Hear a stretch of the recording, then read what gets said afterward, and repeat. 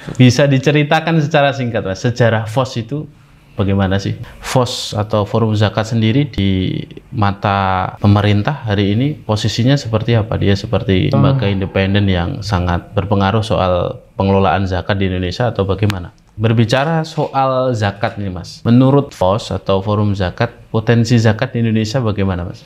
Kalau dengan kekuatan dan potensi kita hari ini untuk menggerakkan zakat, mengedukasi itu, kita optimis enggak kalau nanti potensi yang sekian ratus triliun tadi bisa kita himpun? Pesan mungkin buat lembaga amil zakat dan mungkin anggota FOS ya yang ada di dalamnya dan para pelaku penggerak zakat di Indonesia ini, apa pesannya, Mas Bambang, untuk teman-teman ini?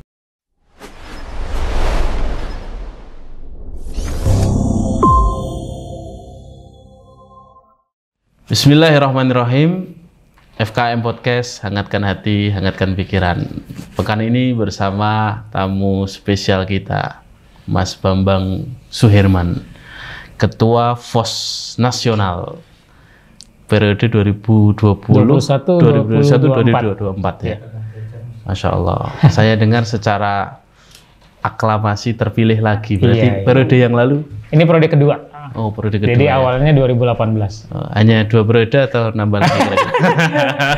Sebaiknya 2 periode. Ya. Sebaiknya 2 periode. Ada aturan seperti itu? Ada RT mengatur 2 periode. Ada RT ya. Jadi agak senang. Masya Allah. Apa yang gimana cerita latar belakangnya gimana, Mas Bambang, kok bisa kepilih 2 kali aklamasi? Secara aklamasi teman-teman sepakat Mas Bambang nih. Iya, sebenarnya sih di Forum Zakat Nasional itu pekerjaan kolektif. Jadi kita bukan single factor, bukan menonjol sendiri. Jadi apapun yang dihasilkan dalam pekerjaan kolektif itu berarti milik keunggulan bersama. Dan alhamdulillah dalam periode pertama di 2018-2021 kita mengidentifikasi permasalahan-permasalahan zakat yang sebenarnya itu adalah tantangan maupun harapan lembaga-lembaga. Nah, itu satu-satu kita wujudkan. Bentuknya macam-macam, termasuk juga pendampingan, sehingga teman-teman dengan pengurus FOS itu terlihat sangat dekat, proses komunikasi baik dan seterusnya. Saya rasa sih faktor ini yang kemudian mempengaruhi bahwa pada saat Munas selanjutnya itu secara aklamasi memilih. Jadi kalau saya ini jadi simbol saja, Ustaz. Masya Allah. Sebagai simbol kesuksesan teman-teman. Iya, memang tepat teman-teman memilih antum. Karena tawaduk sekali. Masya Allah. Masya Allah. Ya. Bisa diceritakan secara singkat, Mas, sejarah FOS itu bagaimana sih? Nah, mungkin sebagian teman-teman kan belum tahu FOS itu bagaimana sejarahnya, bagaimana seperti itu. Forum Zakat ini sudah periode ke-9. Satu periodenya 3 tahun. Jadi kalau sampai 2024 nanti itu berarti 27 tahun. Oke. Nah, hari ini berarti dikurang 2 tahun. Jadi 25-26 tahun. Forum Zakat lahir dari kegelisahan para senior pegiat zakat di Indonesia, merespon banyaknya masyarakat yang antusias bertanya tentang zakat, tapi tidak memiliki model kelembagaan yang memadai. Jadi keinginan masyarakat untuk memahami zakat ini berhadapan dengan kapasitas kelembagaan yang lemah. Tidak merata, walaupun ada 1-2 yang cukup menonjol. Nah, para pegiat zakat ini kemudian akhirnya berkumpul bersama-sama, berbicara tentang upaya mempercepat proses akselerasi kapasitas ini. Maka secara kolektif menyepakati adanya satu forum bersama yang memungkinkan ada pemikiran-pemikiran yang tidak dibatasi oleh kelemahan-kelemahan lembaga, tapi lebih terbuka, dan ini berdiri di atas kebutuhan Indonesia secara keseluruhan tentang zakat. Dibuatlah Forum Zakat. Lalu Forum Zakat dalam perjalanannya itu mendinamisasi perkembangan zakat di Indonesia. Karena misalnya Forum Zakat yang mencetuskan gagasan tentang adanya Badan Amil Zakat Nasional di Indonesia. Forum Zakat membuat cetak biru tentang gerakan zakat di Indonesia yang sebagian besar hari ini kita jalani. Jadi ada Direktorat Zakat di Kementerian Agama, ada Undang-Undang Zakat, ada aturan keuangan zakat. Ini semua adalah perangkat-perangkat yang ada dalam cetak birunya Forum Zakat. Nah, ditambah yang selalu ada di Forum Zakat itu dua hal. Yang pertama adalah capacity building kelembagaan maupun AMIL. Yang kedua adalah kolaborasi atau sinergi. Sinergi antar lembaga. Antar lembaga. Ini memungkinkan dua hal, terjadinya proses pengaliran pengetahuan dan keterampilan, sama mengalirnya sumber daya antara satu lembaga dengan lembaga yang lain. Jadi bisa saling menguatkan. Nah, terus berjalan sampai hari ini. Kalau hari ini kita perdalam lagi mutu dari kontribusi Forum Zakat itu di aspek sertifikasi keamilan. Jadi apakah amil zakat itu adalah profesi yang diakui oleh negara hari ini? Lalu oleh para pegiat zakat ini kemudian diproyeksi menjadi sebuah target atau tujuan. Dibentuk yang namanya Lembaga Sertifikasi Profesi Keuangan Syariah. Waktu itu kolektif itu. Lembaga zakat, perbankan syariah, asuransi syariah bersama-sama.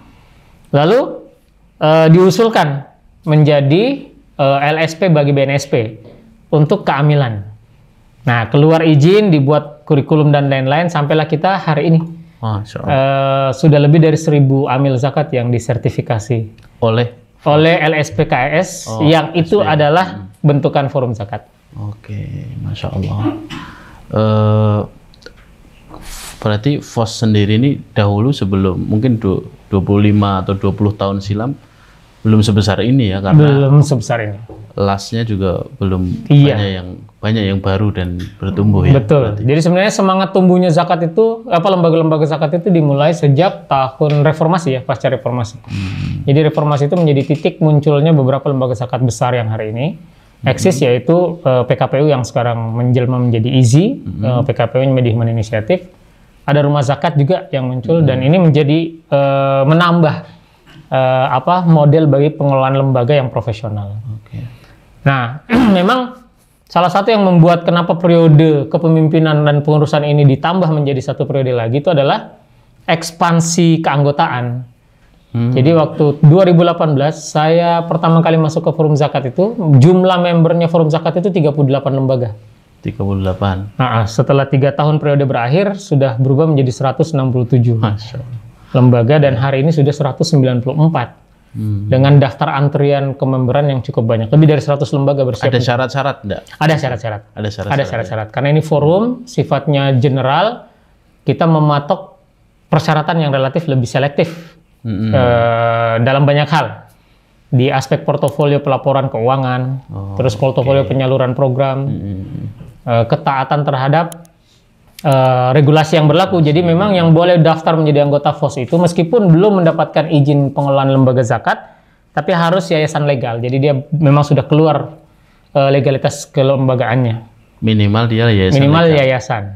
Jadi inilah yang nanti kemudian diverifikasi berdasarkan ketetapan-ketetapan Forum Zakat. Kalau yes masuk, kalau enggak ya kita dampingilah dalam bentuk yang lebih longgar. FOS atau Forum Zakat sendiri di mata pemerintah hari ini posisinya seperti apa? Dia seperti lembaga independen yang sangat berpengaruh soal pengelolaan zakat di Indonesia atau bagaimana? Kalau saya rasa ini jawabannya kita mereview kehubungan antara pemerintah dengan FOS-nya ya. Kalau di mata Kementerian Agama, Forum Zakat ini adalah mitra strategis. Jadi dalam banyak kegiatan, terutama yang berkaitan dengan gagasan-gagasan pengelolaan zakat, nah biasanya Forum Zakat diminta untuk menjadi narasumber oleh Kementerian Agama. Bahkan beberapa workshop pendalaman itu kita menjadi sumber-sumber informasi utama. Mengenai zakat tentu saja. Zakat yang spesifik zakat. Kalau hubungannya dengan Badan Amil Zakat Nasional, paling tidak kita merujuk ke situasi terakhir di mana Forum Zakat mendapatkan penghargaan sebagai mitra strategis syiar zakat di Indonesia. Jadi prinsipnya sebenarnya hari ini walaupun Forum Zakat itu tidak diatur identitasnya dalam undang-undang manapun keberadaannya, tapi peran-perannya itu kemudian diakui oleh para pengelola zakat berbasis pemerintah, Kementerian Agama maupun Basnas. Kalau Forum Zakat ini memang domainnya hanya zakat ya Mas ya? Artinya untuk selain zakat, misalnya sedekah, infak, wakaf? Oh, ini mengacu ke nomenklaturnya Undang-Undang 23 2011. Jadi undang-undang ini memang adalah undang-undang zakat. Tapi sebenarnya di dalamnya, di klausul pengaturannya itu mengatur tentang zakat, infak, sedekah, dan dana sosial keumatan lainnya. Jadi ini semua sebenarnya adalah skemanya undang-undang zakat. Oh, artinya mencangkup juga. Mencakup semuanya. Oke, berbicara soal zakat nih Mas. Menurut FOS atau Forum Zakat, potensi zakat di Indonesia bagaimana Mas? Sebenarnya kami meyakini bahwa potensi zakat ini besar. Cuma cara menghitungnya agak sedikit berbeda. Cara menghitung potensinya. Oke. Jadi sebenarnya dasar perhitungan potensi itu, kalau secara sederhana kita jelaskan itu adalah jumlah umat Islam, kemudian jumlah umat Islam kelas pekerja, kemudian jumlah umat Islam kelas pekerja yang melampaui nisab. Nah, ini yang kita jadikan sebagai clustering. Lalu yang dia tarik dari penghasilan mereka 1 tahun itu adalah 2% dari PDB. Sehingga dapat angka akumulasinya. Tapi ini jauh lebih kecil dibandingkan apa yang rilis oleh pemerintah. Kalau Forum Zakat sebenarnya tidak meriset secara langsung, tapi Forum Zakat setuju dengan produk riset yang dilakukan oleh UIN Syarif Hidayatullah. Berdasarkan kajian potensi zakat dari UIN Syarif Hidayatullah itu, angka potensi zakat di Indonesia itu sekitar 198 triliun. Setiap tahun ya? Setiap tahun, dan terus tumbuh kan, karena umat Islamnya terus bertambah. Hanya memang ini pun adalah produk kajian yang relatif sudah cukup lama. Jadi sebenarnya hari ini tuh kita nggak punya pegangan kecuali apa yang dilakukan oleh Basnas. Bedanya berapa jauh dengan yang dilakukan oleh Basnas? Kalau Basnas itu rilis terakhirnya kan 323 triliun. Itu rilis rapat kerja Basnas tahun lalu. Jadi memang kelihatan tuh perbedaannya. Nah, tapi sebenarnya concern kita bukan pada angka-angka ini sih. Kami meyakini bahwa ini kan negara kita adalah negara mayoritas Islam misalnya, sudah pasti ini potensinya besar. Nah, cuma memang problemnya adalah bagaimana cara kita memandang zakat ini, apakah hanya berpijak pada sudut pandang potensi zakat saja, atau juga kita tambahkan dengan sudut pandang manfaat zakat bagi masyarakat. Nah, ini problem yang sekarang kita hadapi. Jadi, literatur kita hari ini itu literatur potensi. Bukan literatur, belum sampai ke literatur manfaat zakat. Ya. Nah, kalau kenyataannya seperti itu, hari ini potensi zakat yang sudah berhasil dihimpun oleh lembaga-lembaga yang ada di FOS, di Forum Zakat. Kalau kita pakai data akumulasi yang ada, real berdasarkan laporan-laporan kelembagaan itu maksimal di angka 16 triliun. Jadi tumbuhnya tidak terlalu besar. Jadi ya bayangkan 16 triliun dengan. Nah, ini justru ini yang kemudian menjadi pertanyaan kita ini, karena gap antara potensi ini kan jauh sekali. Sementara effort sepertinya sudah luar biasa. Dan memang di lapangan begitu ya Mas ya, artinya antusias para muzaki untuk berzakat itu tidak lebih besar yang saya temukan ya, daripada mereka ketika berinfak, bersedekah. Saya punya kasus misalnya ada jamaah itu yang infaknya ya memang jor-joran, sekali sedekah dar besar, tapi ketika disuruh ngitung zakatnya pas jatuh nisabnya, jatuh haulnya sekian ratus Pak, saya bilang seperti itu kan, wah kok besar juga padahal dia ngeluarin itu 20 kali lebih daripada 100 ini gitu loh. Nah, kadang kayak gitu lah. Itu apa usaha-usaha yang dilakukan oleh teman-teman? Salah satu dari problem-problem besar zakat di Indonesia itu adalah literatur. Jadi literatur ini menjadi indikator tentang sedikitnya bahan yang bisa dieksplorasi oleh umat Islam Indonesia untuk memahami zakat. Dan ini juga menjadi peran kita. Maka kemudian selain kita mengeluarkan informasi yang berkaitan dengan berita-berita pengelolaan zakat, kita juga perlu membuat kajian-kajian tentang zakat yang cukup banyak, riset-riset tentang zakat yang cukup banyak. Nah, aspek ini kemudian kita geser supaya menjadi bahan pengetahuan bagi masyarakat. Dan sebenarnya inilah substansinya gerakan zakat. Jadi gerakan zakat itu misinya cuma dua. Pertama adalah memastikan syiar zakat di masyarakat berjalan sangat masif. Yang kedua adalah mengajak masyarakat berzakat melalui lembaga. Nah, jadi kenapa angka penghimpunan kita relatif kecil? Karena yang kita hitung hanya zakat masyarakat ke lembaga. Padahal kan secara kultural zakat bekerja di masyarakat, sudah berjalan gitu. Santren dan lain-lain itu zaman tahunan itu. Sejak dahulu kala. Tapi ini nggak punya mekanisme untuk merekamnya. Jadi kalau dugaan saya sebenarnya realisasi zakat di Indonesia ini cukup besar. Hanya tidak tercatat oleh mekanisme yang hari ini kita punya. Tidak melalui lembaga tadi. Tidak melalui lembaga, tapi memang juga ada PR sih, PR tentang pengetahuan zakat, Ustaz. Dan ini lazim banget. Bahkan saya sendiri mendapatkan kasusnya anak alumni ITB. Jadi kita harus memandang kampus ini kampus yang populer, terkenal, berarti ada habit literasi yang kuat, akses terhadap berita juga cukup bagus, nggak tahu zakat. Nggak tahu zakat. Jadi pada saat saya mengisi satu forum alumni ITB ini, dia nanya gitu, apakah yang saya lakukan ini sudah termasuk zakat, Mas? Gitu. Apa yang Anda lakukan? Setiap bulan saya mengirimkan uang kepada ibu saya untuk dibagikan ke tetangga gitu. Nah, itu akadnya infak gitu. Apakah ada cara menghitung khusus? Nggak ada. Jadi ya sebiasanya saja, sebiasanya berapa itu yang saya kasihkan. Jadi ini alumni ITB, well informed, knowledge bagus dan lain-lain, tapi ternyata nggak paham. Terus apa saja upayanya yang sudah secara teknis mungkin ya? Kalau upaya strategis tadi mungkin yang sudah Antum jelaskan. Kalau upaya-upaya yang digarap oleh forum zakat ini agar masyarakat lebih antusias, lebih-lebih masalah edukasi dulu ya. Edukasi itu bagaimana? Biasanya kita menyelenggarakan cukup banyak forum dan membukanya ke publik. Dan ini menjadi semakin meningkat ketika masuk era pandemi karena kemudian bisa diakses secara gratis dan dari rumah. Yang kedua adalah mendesain produk-produk kampanye lembaga-lembaga zakat yang basisnya itu adalah pengetahuan zakat, bukan cuma sekedar marketing, apalagi hard selling. Yang ketiga yang terbaru ini adalah merespon ajakan Menteri Pendidikan untuk membuka yang namanya kelas belajar merdeka.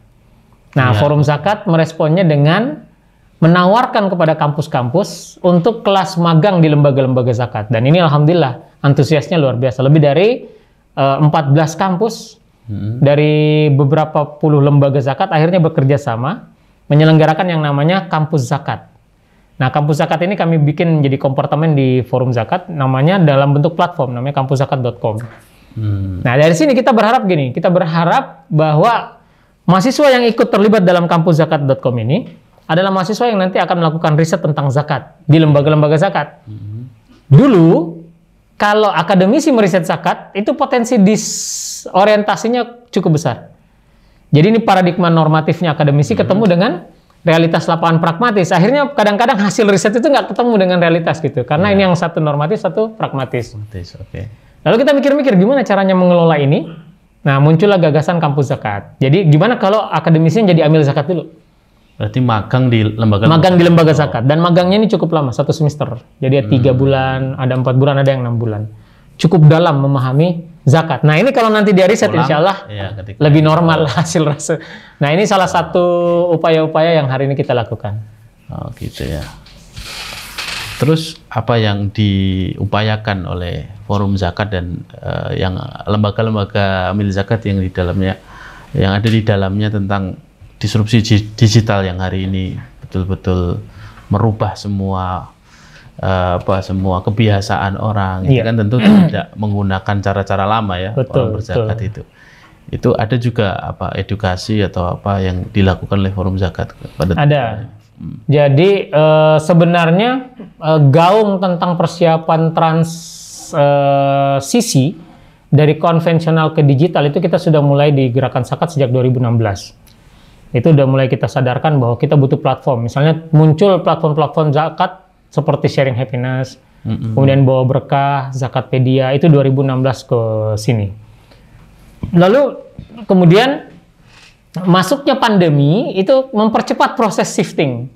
Gitu ya. Jadi mau nggak mau nih lembaga zakat harus main di dalam skema digital. Sebab behaviornya customer dalam hal ini Muzaki berubah. Nah, lembaga zakat juga merespon, forum zakat merespon dengan membuat yang namanya Digi Zakat. Ini adalah satu ekosistem digital. Pertama kali kita launching untuk platform crowdfundingnya di 2018. lalu disempurnakan di 2019, lalu disempurnakan di 2020 ke sini.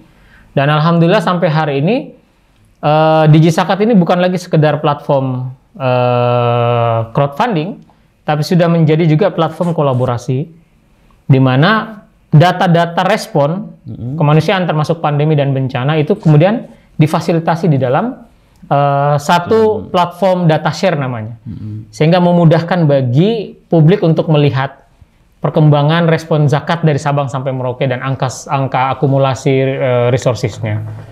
Yang terbaru ini dua pekan yang lalu Forum Zakat meluncurkan satu platform tambahan di DigiZakat itu berorientasi pada pendampingan donatur. Jadi ini sebenarnya masuk ke profiling lembaga.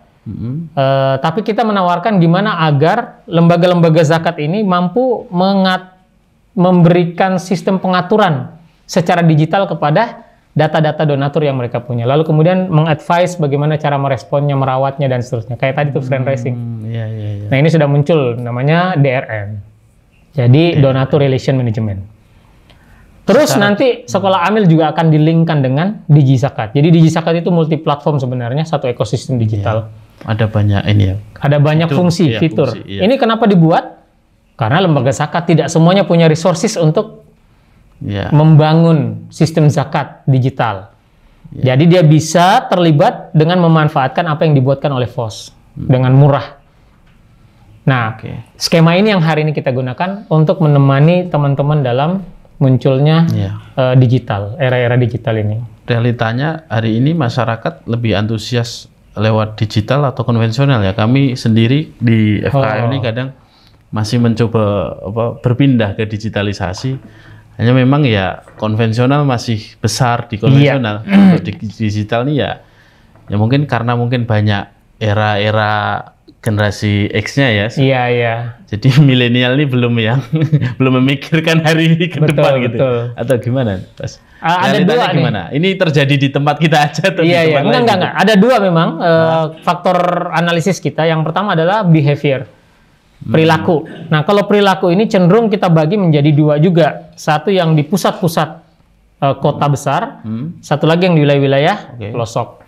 Nah, kalau yang berkaitan dengan behavior tadi, ya behavior atau perilaku ini, biasanya aktivitas adaptif terhadap digital itu lebih banyak di pusat-pusat kota dibandingkan di wilayah-wilayah rural. Benar. Maka di wilayah-wilayah rural itu cenderung masih banyak mekanisme transaksi konvensional dan masih dimungkinkan.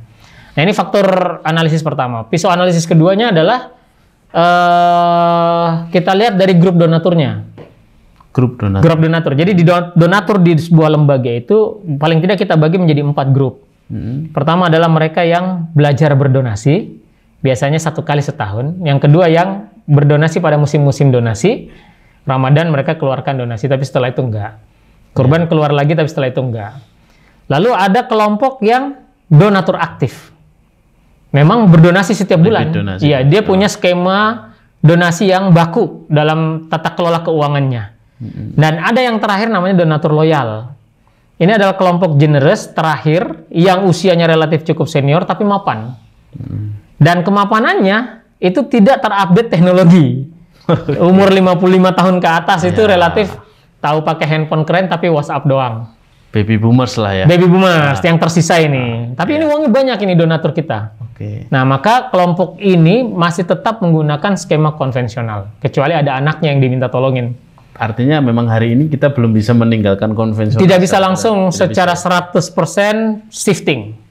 Jadi pasti transisi. Nah, nanti bertumbuhnya donatur milenial ke atas, berakhirnya donatur bumi boomers, maka dengan sendirinya nanti hilang juga ini mekanisme konvensional. Sudah ada kajian seperti itu ya? Ada kajian. Di beberapa lembaga ini sudah masuk dalam ruang kajian strategis. Jadi ada proses shifting sistem-sistem kelembagaan. Nah, ini udah mulai mengatur waktu nih. Nah, ini kapan nih kita akan mulai masuk ke skema digital 100%? Itu udah ada hitung-hitungannya. Ya. Hari ini lembaga-lembaga amil zakat yang ada di bawah FOS sudah merespon disrupsi digital ini, Mas. Artinya sudah sangat masif ya. Sudah sangat masif. Jadi yang tidak punya platform pun akhirnya menggunakan platform yang tersedia dengan white label. Atau paling tidak yang paling simpel itu adalah membuat kanal transaksi di e-commerce atau di platform bayar donasi. Ya, walaupun ini belum ideal ya, tapi paling tidak sadar bahwa digital itu penting gitu. Nah, ini sudah mulai berjalan ke sana. Oke, iya. Selanjutnya yang ingin saya tanyakan itu, kira-kira potensi zakat yang begitu besar di Indonesia hari ini, kira-kira ke depan gimana, Mas? Ininya, kira-kira para kaum muslimin hari ini itu, kalau dengan kekuatan dan potensi kita hari ini untuk menggerakkan zakat, mengedukasi itu, kita optimis enggak kalau nanti potensi yang sekian ratus triliun tadi bisa kita himpun? Nah ini nih. Jadi jawaban rasionalnya adalah pengelola zakat di Indonesia itu tidak satu. Ada yang pengelola zakat berbasis masyarakat, tapi juga ada yang mendapatkan mandatoris negara. Yang basis masyarakat ini las ormas, las yayasan, itu lazim kita pahami. Paradigmanya agak berbeda dengan lembaga zakat yang berbasis negara. Basnas pusat, bahkan Basnas provinsi dan Basnas kota kabupaten juga relatif cenderung homogen ke atas. Nah, kalau di lembaga zakat berbasis masyarakat, ini kan mindset yang kita bangun itu adalah syiar syariat zakat, dakwah yang nyaman gitu, terus menumbuhkan ajakan agar beramal zakatlah masyarakat ini. Jadi semangatnya itu partisipatoris. Ya. Siapa yang nyangkut, siapa yang... Iya, walaupun penguatan obligatorinya kita sampaikan bahwa ini mandat agama gitu. Nah, tapi sebagaimana dakwah kan nggak memaksa istilahnya. Dakwah ini kan sifatnya sugestif. Nah, kalau kita pakai skema ini, harapan kita profil zakat yang tergambar di masyarakat itu cukup lengkap. Kebutuhan penghimpunan, tata kelolanya, dan penyaluran atau pendayagunaan. Itu skemanya kita tawarkan lengkap lah. Tapi ada skema lain yang dilakukan oleh negara kita. Nah, kalau kita perhatikan secara autokritik misalnya, berdasarkan ini ya, berdasarkan para pegiat zakat ini, maka kita akan temukan bahwa konsep yang digunakan oleh negara cenderung melakukan pendekatan kekuasaan dalam memastikan penghimpunan zakat ini besar atau tidak gitu, atau mengejar perhimpunan zakat yang ada. Sehingga model-model komunikasinya itu bersifat atas ke bawah. Ya, terutama kepada para pegiat zakat. Nah, sekarang isu yang lagi hangat ini adalah zakat BUMN gitu. Jadi zakat BUMN hari ini dalam proses komunikasi publiknya, Badan Amil Zakat melakukan proses klaim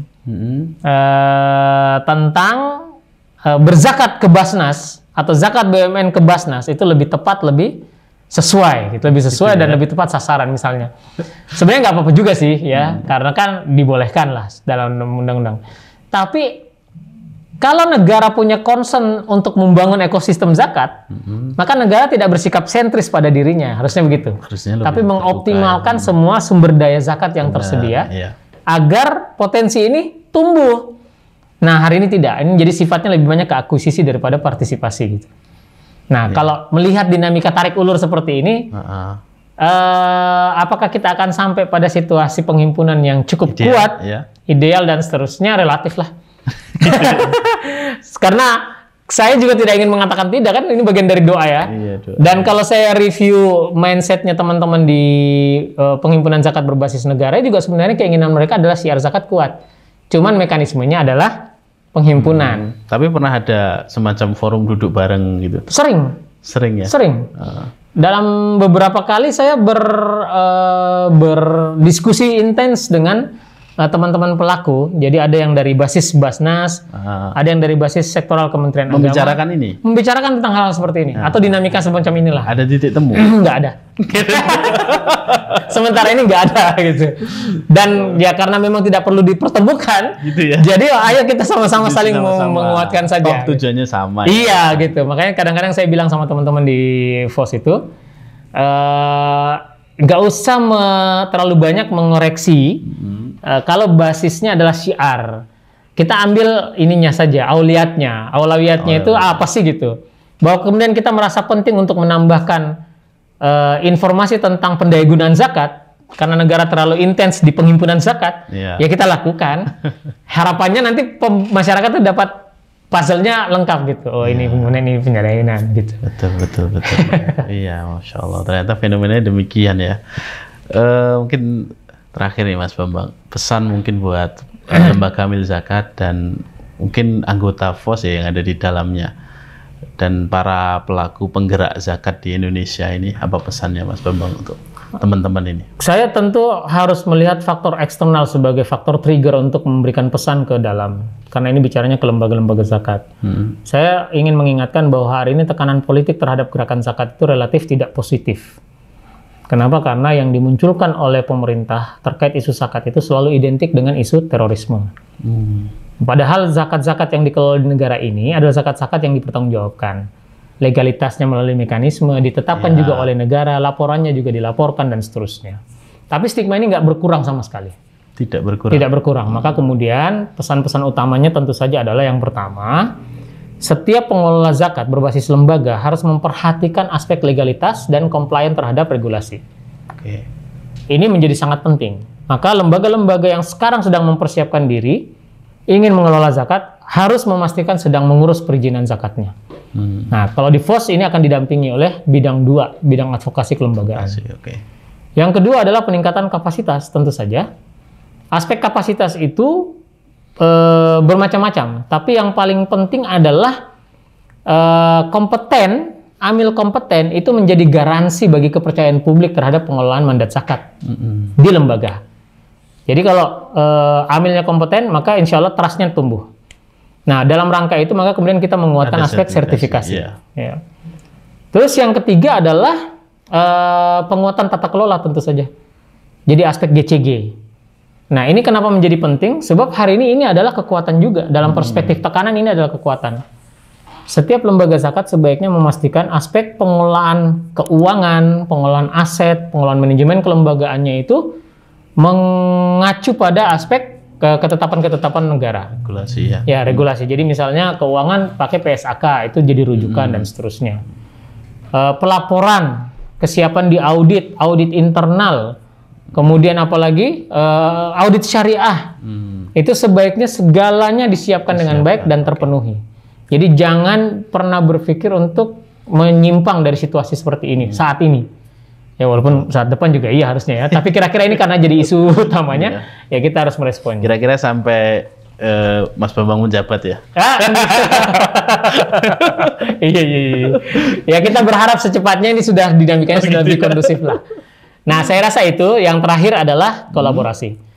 Ya, kolaborasi. Kenapa kolaborasi? Kolaborasi itu tadi sudah kita jelaskan adalah kesempatan bagi lembaga zakat untuk mengalirkan pengetahuan antar lembaga. Jadi pengalaman lapangan yang kuat itu bisa dibagi ke lembaga yang baru memulai tanpa harus menunggu dia kuat dulu. Benar. Kemudian juga yang kedua resourcesnya, sumber daya yang besar bisa mengalir ke yang kecil. Jadi kalau misalnya situasi lapangannya yang kecil tapi punya portofolio program yang bagus, yang besar punya resources yang bagus, ketemuin. Maka nanti di sini dapat skill, di sini dapat program yang bagus. Tapi kolaborasi seperti itu bisa terjadi nggak, Mas? Selama ini udah berjalan. Selama ini berjalan. Jadi formulasinya itu B2B antar lembaga. Nah, di periode tahun 22 FOS ini, kita ingin mengakselerasinya lebih cepat. Maka kita buatkan yang namanya kompartemen kolaborasi asistens. Gitu. Jadi ada pendampingannya. Iya. Nah, Magetan dan Lombok adalah modelnya. Pemberdayaan berbasis madu, lebah trigono, sama pemberdayaan berbasis peternakan di Magetan. Nah, ini dua model yang dimunculkan oleh Forum Zakat, akselerasi, percepatan. Kolaborasi antar lembaga, dan ini banyak lembaganya, bukan 1-2 gitu. Nah, kalau ini nanti jalan, jadi portofolio buat kolaborasi yang lain.